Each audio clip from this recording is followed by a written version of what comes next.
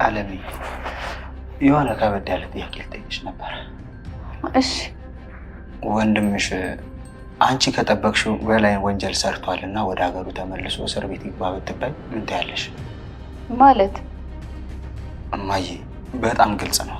አሳልፈሽ ትሰጪዋለሽ ወይስ አትሰጪውም?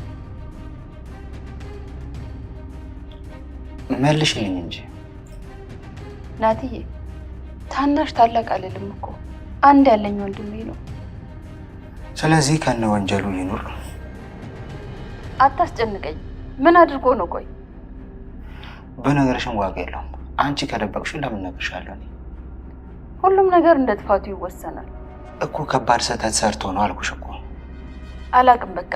በደረሰባት በደልና ጉዳት ገና በልጅነቷ ከጓደኞቿ ወደ ኋላ ብትቀርም ምንም ሳትማረር መሄድ መራመዷን ለወደፊቷ በፈጣሪ ላይ ተስፋ አድርጋ ደስተኛ ሆና በጥንካሬ እየኖረች የነበረችው የቤቲት ህይወት ከፍቅረኛዋ ባቢ እናት በደረሰባት ከባድ አካላዊ ስድብና ከእሱ እንድትርቅ ማስጠንቀቂያ ተከፍታ እስከዛሬ የነበራትን ይዛው የቆየችውን ጥንካሬና ተስፋ ተሽመድምዶ እሷን በነገሮች ተስፋ ቆርጣ አንድ ብጣሽ ወረቀት ላይ ደብዳቤ ጽፋላቸው ቤቱንም ለቃ ሄዳለች። እህቷን ለማሳከምና ለደረሰባቸው በደል ፍትህ አሊያም ደግሞ በቀልን ለማግኘት እየጣረች ያለችው ቤቲ ጊዜው ብዙም ሳይረፍ ደብዳቤውን አግኝተዋለች። ነገሮችን ከበቀል ይልቅ በፍትህ ለመፍታት ለመደራደርም አስባ በደል ያደረሰባቸውን ግርማ ወደ ሀገሩ ተመልሶ እንዲታሰር ቤቲ በናቲ ጉትጎታና ጭቅጭቅ ብትስማማ፣ ነገር ግን አለሜ ወንድሟን አሳልፋ ለመስጠት በፍጹም ፈቃደኛ አልነበረችም። በቀጣይ ምን የሚፈጠር ይመስላችኋል? ግርማ ወደ ሀገሩ ተመልሶ ፍትህ አግኝተው የቤቲት ወደ ቤት ትመለስ ይሁን? ሀሳብ እንዲሁም አስተያየታችሁን ኮመንት ላይ ጻፉልን። ከዚህ ሁሉ አስቀድሞ ሂዊና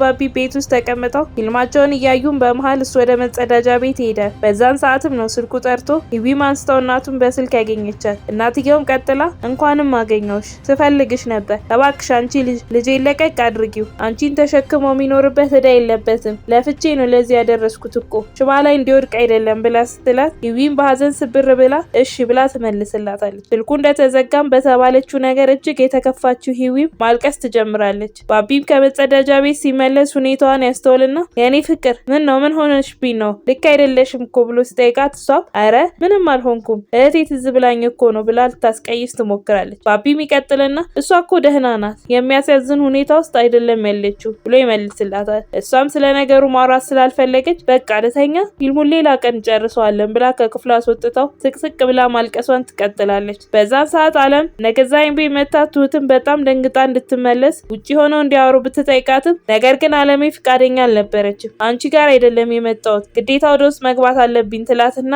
በጩኸት እዚህ ቤት ብላ መጣራት ትጀምራለች። ትሁትን በፍጥነት ስልኳን አውጥታ ወደ አባዬ ጋር ደውላ አንዳቸው በፍጥነት እንዲመጡ የተፈጠረውን ነግረው ስልኩ ይዘጋል። የአለሜን ድምፅ ሰምተው እነገዛኝም ከመኝታ ቤታቸው ይወጡና በግርም ቆሞ ሲመለከታት እሷም ምን ነው ስጋ ያየ ጅብ መስላችኋል ብላ ልታሾፍባቸው ስትሞክር ቤቲ አዎ እኛ ስጋ ያየን ጅቦች ነን፣ ነገር ግን ስጋው የትልቅ ጅብ ነው ብላ በአሽሙር ስትናገራት አለምም ወገኑማ እንደማይበላ እኮ ታውቂያለሽ አይደል? ደግሞ አልሞት ባይ ተጋዳይ የሆናችሁ ሰዎች እናንተን ነው ያየሁት። ከሁሉም ግን እኔ የማን እንደሚገርመኝ ታውቃላችሁ? ያንቺ ነው። እሱን ነበር የፈለግሽው፣ ወሰድሽው። ቆይ ምንድነው የምትፈልጊው ከኔ? ሲጀመር አንተን ሳይ የምትመስለኝ አሮጌ ጣት ነው፣ እሷን ደግሞ ቁራሌው ብላ ስትል ገዛኝም በንዴት ለማንኛውም መሞቻሽ ዛሬ ነው። እኔ በተደጋጋሚ ፈልጊ ሳጣሽ፣ አንቺ ግን እዚህ ድረስ ቀጥ ብለሽ መጣሽ። ዛሬ ከነ ጉድሽ እገልሻለሁ ብሎ ሽጉጡን ሊያወጣ ሲል በድንገት ናቲ በሩን በርግዶ ወደ ውስጥ ይገባል። ቀጥሎ እንዴም ማዬ እዚህ ምን ታደርጊያለሽ ብሎ ሲጠይቃት አለሜም እኔማ አንዳንድ ነገር ላወራቸው ነበር አመጣጤ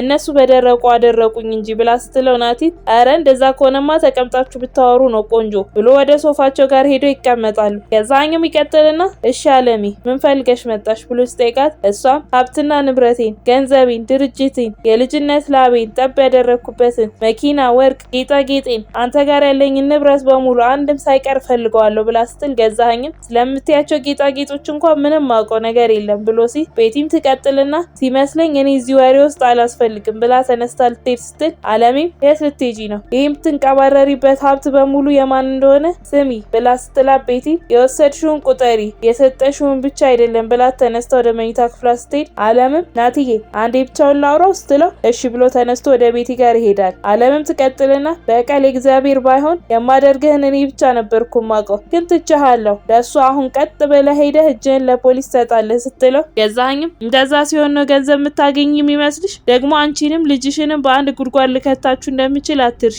ደግሞ ወቂ እኔ አካውንት ውስጥ ያለው ገንዘብ 20 ሺህ እንኳን አይሞላም ብሎ ሲላት አለምም ኧረ ተው እየቀለድክ መሆን አለበት፣ ብቻ ግን አስብበት፣ ካልሆነ ግን ማደርገው እኔ ነኝ የማውቀው። ነፍስ በማጥፋት ወንጀል ከሳለሁ፣ ደግሞ ማስረጃም እንደማላጣ ታውቃለህ ብላ ልታስፈራራው ትሞክራለች። በዛን ሰዓት ናቲም ቤቲ ክፍል ውስጥ ገብቶ እያወራት ነበር። ቀጥሎም ታውቂያለሽ ቤቲ እኔ እናቴን የመጠበቅ ግዴታ አለብኝ። አውቃለሁ የደረሰብሽ ነገር እኮ በጣም ከባድ ነው፣ ግን እንደነገርኩሽ ነው መደጋገም አያስፈልገውም። እኔ ስለዚህ ጉዳይ ምንም ሳላውቅ እናቴ በጣም ብዙ ነገር አድርገሻታል። እኔም አንቺን ልገል እንዳልመጣሁ ታውቂያለሽ። ከሞት ያልተናነሰ በደል አድርሳችሁባታል። ግን ከዚህ በላይ ግን ይበቃሻል። ጸብሽ ከኔ ጋር ነው የሚሆነው። እናቴ ላይ ጭረት እንኳን ባይ ከአንቺ ራስ አልወርድም። ስለዚህ በማሳደድና በመሳደድ ጊዜያችንን አንጨርስ። ከዚህ በፊትም ሴት ነሽ ብዬ ነው ዝም ያልኩሽ።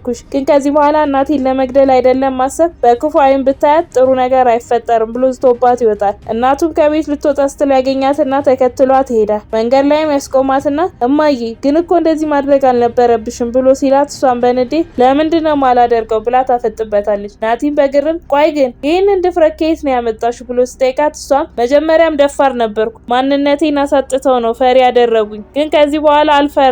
እድሜ ልኬን የለፋውበትን ንብረቴን ልትገለኝ የነበረች ስትጫወትበት ቆም ያላይም። በቃ ናቲ የፈለግኩትን ላድርግበት፣ አትከልክለኝ። ከገደሉኝም ዝም ብዬ መሞት አልፈልግም። ለአንድ ልጅ ያለኝን ነገር በሙሉ ተቀብዬ አስተካክዬ ነው መሞት ምፈልገው።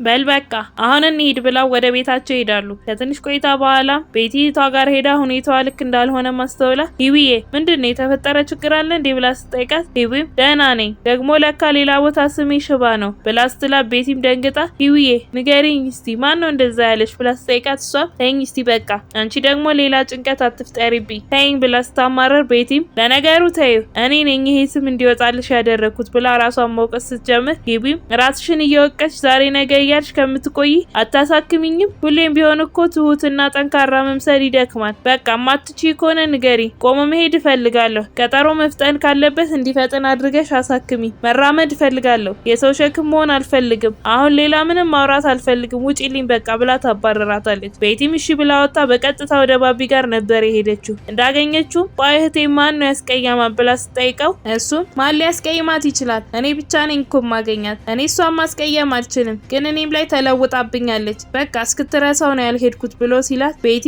እህቴ በእግር መሄድ አለመቻሏ ሳያንስ በድጋሚ አንድ ሰው ሽባ ብሎ ሰድቧታል። እናም ልቧ ተሰብሯል ስትለው ባቢ ማን ሌላት ይችላል? እሱን አላቅም፣ ግን በቃ እሷ ጋር ልሄድና አዲስ ነገር ካለ አሳውቅሻለሁ ብሏት ወደ ቤት ይሄዳል። በእግሯ ለመሄድ እየሞከረችም ይደርስና ሂዊ ቆይ ምን ሆነሻል? ለመንቀሳቀስ ስትሞክሪ ግን ደግሞ አቅቶሽ እያየው ነው ብሎ ሲላት እሷም ቢሆንም ግን እሞክራለሁ፣ እራመዳለሁ። አሁን አንተ እዚህ መቆየት የለብህም መሄድ አለብህ ብላ ስትለው እሱም ግራ ተጋብቶ ወይ ምን አጠፋው? ምንስ አድርጌሽ ነው? ባቢ እኮ ነኝ፣ አንቺ እንደዚህ አይደለሽም፣ ለዛውም እኔ ላይ ብሎ ሲላት ሂዊ ምንም አልሆንኩም፣ በቃ ሁሉም ነገር በጣም አስጠልቶኛል፣ አንተንም ማስቸገር ነው የሆነብኝ፣ በቃ ሂድ ወደ ቤትህ ብላ ትለዋለች። ከዚህም በኋላ ነው ደብዳቤውን ጽፋላቸው ቤቱንም ለቃ የጠፋችሁ። በቀጣይ ምንም ይፈጠር ይመስላችኋል? ሀሳብ እንዲሁም አስተያየታችሁን ኮመንት ላይ ጻፉልን። ቪዲዮ ለብዙ ሰዎች እንዲደርስም ላይክ እንዲሁም ሼር ማድረግ አትርሱ። ቀጣይ ክፍል በፍጥነት እንዲደርሳችሁም ሰብስክራይብ በማድረግ የደውል ምልክቷን መጫን አትርሱ። በቀጣይ በሌላ ቪዲዮ እስክንገናኝ እስከዛው በሰላም ቆዩ።